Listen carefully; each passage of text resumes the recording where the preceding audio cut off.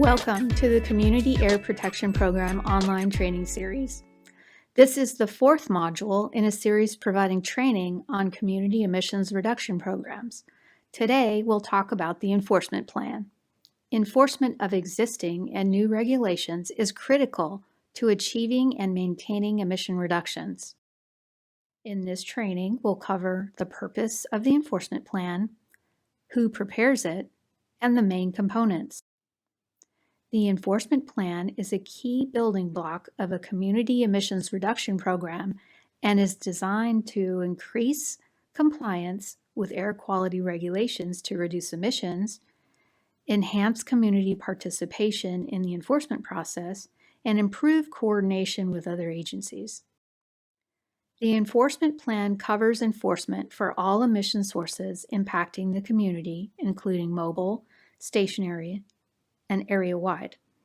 CARB and the Air District both have enforcement responsibilities in communities and will develop the enforcement plan together. Beyond CARB and the Air Districts, there are other agencies that have authority to enforce policies. For example, truck parking is a common concern in communities, but parking laws are typically enforced by the city government. Collaboration between agencies is extremely important to address many community issues, and enforcement plans should identify areas where coordination with other agencies is needed.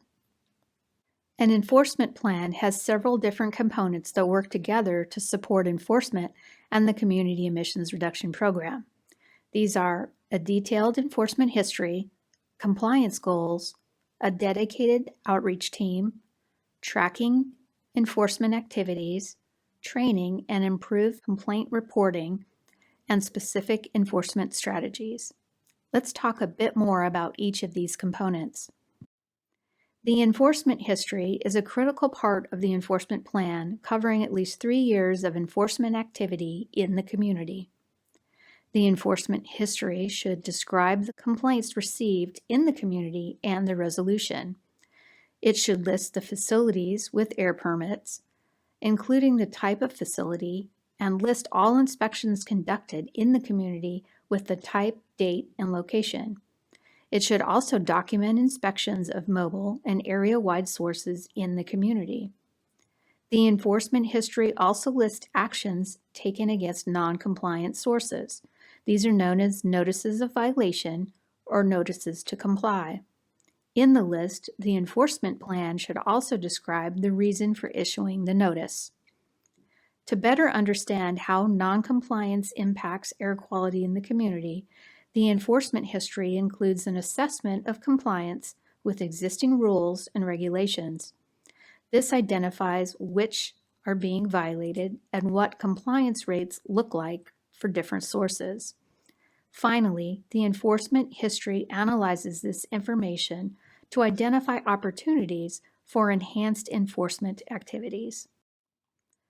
CARB's Enforcement Data Visualization System is a great tool you can use to start understanding compliance and building an enforcement history for CARB regulations. After analyzing the enforcement history, the next step is to set compliance goals based on the compliance assessment. The compliance goals are designed to reduce air pollution and achieve the emissions reduction program targets. Conducting community-level outreach is key to understanding community concerns, including identification of potential violations or unpermitted sources. The Air District and CARB will convene a team to work together, engaging actively with the Community Steering Committee and focusing on responding to community concerns. Another important component of the enforcement plan is defining mechanisms to track enforcement activities. This will allow for ongoing evaluation of enforcement strategies and progress in improving compliance. Updates on these activities will need to be included in the Community Emission Reduction annual reports. To support community participation and enforcement efforts, enforcement plans include community training and improved complaint reporting. Community members are often the first to know about potential air quality violations, but may not know how to report them to the responsible agencies. Enforcement plans include new efforts to provide training to communities on how to report potential violations. For example, one easy way to report complaints on trucks to CARB is to call 1-800-END-SMOG. The training also covers what kind of information needs to be provided when calling in complaints and which agency handles certain complaints. To make sure that there is consistent feedback to community members, enforcement plans also include new mechanisms to improve how agencies respond to complaints, including reporting back and increased response times.